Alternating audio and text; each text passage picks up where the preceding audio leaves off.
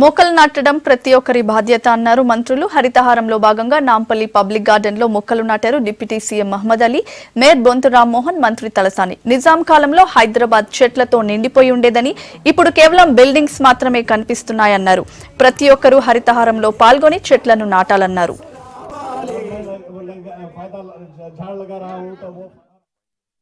తెలంగాణకు హరితహారం పేరుతో గౌరవ ముఖ్యమంత్రి గారు ఇచ్చినటువంటి పిలుపుతో ఈ నెల 8వ తేదీ నుంచి 22వ తేదీ వరకు రాష్ట్ర వ్యాప్తంగా 46 కోట్ల మొక్కలను నాటుతూ ఉన్నాం.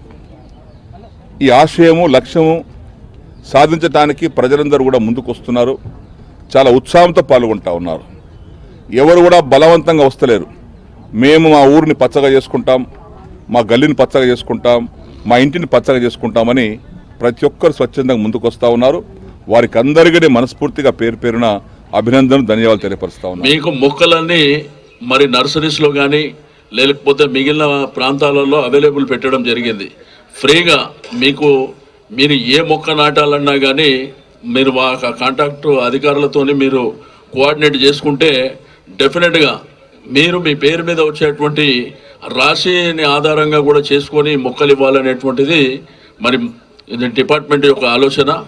డెఫినెట్గా ఇది సామాజిక బాధ్యత కింద ప్రతి ఒక్కరు పార్టిసిపేట్ చేయాలి.